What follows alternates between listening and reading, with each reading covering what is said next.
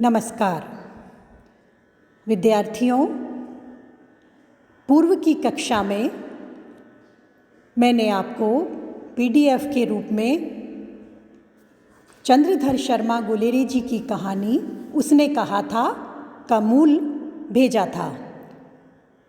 आप सबने उस कहानी को पढ़ लिया होगा। उसके साथ ही मैंने आपको चर्चा में बताया था कि ये कहानी हिंदी की सर्वश्रेष्ठ कहानियों में गिनी जाती है और गुलेरी जी के कीर्ति का आधार स्तंभ भी इसे माना जाता है। कहानी का मुख्य सारांश संक्षेप में आपको बताया गया था कि इसका मुख्य पात्र है लहना सिंह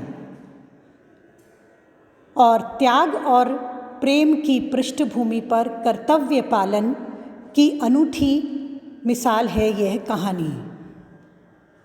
आज मैं आपको कहानी के मुख्य अंशों की व्याख्या कैसे करनी चाहिए इसके संबंध में बताऊंगी। बच्चों, जब हम पद्य में किसी पद की काव्य के रूप में व्याख्या करते हैं तो हमारे समक्ष एक अवकाश होता है शब्दों के अर्थ जानकर फिर उसकी व्याख्या करके उसके भावार्थ को तक पहुँचने का। यहाँ बात कहानी की अर्थात गद्य की है। तो जब हम कहानी पढ़ रहे हैं और शब्दावली अभिधा के अर्थ में हमें समझ में आ रही है तो कभी यह मस्तिष्क में प्रश्न उठ सकता है, फिर व्याख्या क्यों?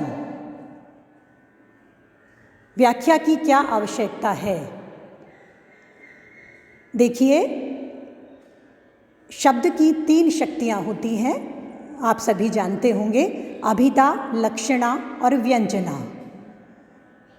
इन तीनों शक्तियों में अभिधा शक्ति जैसे कहा गया है, जिन शब्दों में बताया गया है उसका वही अर्थ सीधा सीधा दे देती है।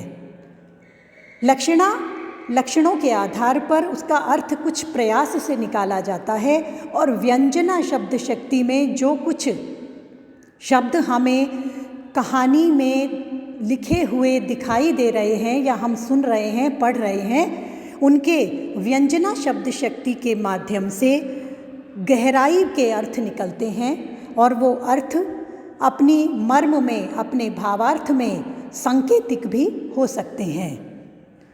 व्याख्या की ज़रूरत इसलिए होती है। अब हम देखेंगे कि व्याख्या एक कहानी के विभिन्न अंशों की जब की जाती है तो उसमें क्या क्या बिंदुओं को ध्यान में रखना चाहिए। जैसे हम प्रथम बिंदु ले सकते हैं कि कहानी के किसी भी व्याख्यात्मक अंश में अर्थात 5, 7, 10 पंक्तियों में एक गद्यांश आपके सामने होता है तो उन पंक्तियों में कहानी के उद्देश्य की सार्थकता, कहानी के शीर्षक की संवेदनशीलता, पात्रों के चरित्र के मुख्य बिंदु इत्यादि को उठाया गया हो सकता है इन सब के साथ कथाकार, क्योंकि लिखने वाला हमारे आपके जैसा ही एक संवेदनशील व्यक्ति है और संवेदनाएं मनुष्य के जीवंत होने का प्रमाण होती हैं। कहानी में इतिहास, कल्पना या किसी भी तथ्य के साथ बात को प्रस्तुत करते हुए बीच बीच में कुछ गद्यांश ऐसे भी हो सकते हैं जिसमें कहानी के मध्य में ही कहानीकार आत्माभिव्यक्ति के रूप में स्वयं के विचारों को भी परोक्षतः व्यक्त कर रही हो। यह आत्माभिव्यक्ति क्या है? स्वयं के विचारों को कहानी के तथ्य के माध्यम से व्यक्त करना। वहाँ उपदेश भी हो सकता है, कोई मार्मिक बात जो लेखक हम तक पहुँचाना चाहते हैं अपने अनुभव के आधार पर लेखन कला के माध्यम से, कल्पना शक्ति के माध्यम से व्याख्या के इन अंशों में पहुंचा देते हैं। और व्याख्या करते हुए हमें लगने लगता है कि हम सीख रहे हैं, हमें कोई सीख मिल रही है, किसी विशेष बात को हमें सहज ही समझाया जा रहा है। कहानी के जो प्रमुख व्याख्या अंश होते हैं उनमें वो 3-4 पंक्तियों में भी हो सकते हैं, 8-10 या उससे अधिक एक बड़े गद्यांश के रूप में भी। और इस रूप में व्याख्या करते हुए हम कहानीकार के कृतित्व की कला पक्ष को भी देख सकते हैं और उनके भावनात्मक संवेगों से भी रूबरू हो सकते हैं। हमारी ये कहानी उसने कहा था, इस कहानी को ही हम केंद्र में रखें तो इस कहानी में जो वातावरण की सृष्टि होती है वो वातावरण की सृष्टि कहानी के कथानक को 3 भागों में विभक्त होती हुई देख सकते हैं। प्रथम भाग इसके नायक लहना सिंह के बचपन का भाग है जो अमृतसर में व्यतीत होता है।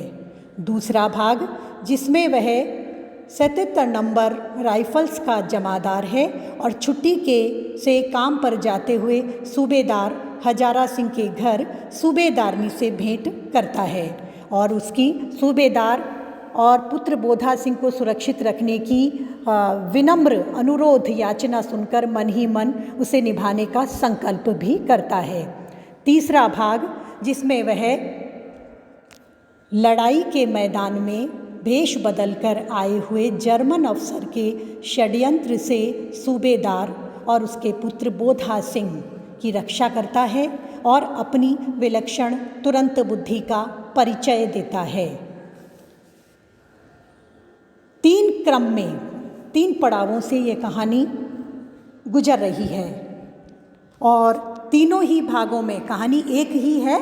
हमने अपने समझने की सुविधा के लिए इसका सरल श्रेणी विभाजन कर लिया है जिससे हमें समझ में आ सके कि कहानी किस प्रकार से आगे किस क्रम में आगे बढ़ रही है। कहानी के जो मुख्य व्याख्या अंश हैं उनकी व्याख्या तो हम अगले क्रम में करेंगे ही, साथ ही हमें यह भी देखना है कि कथाकार अपनी बात को पूरी कहानी में कितनी बार अनेक प्रकार से हम तक पहुंचाकर कहानी के मूल मंतव्य को समझाने का प्रयास सफलतापूर्वक कर रहा है। धन्यवाद।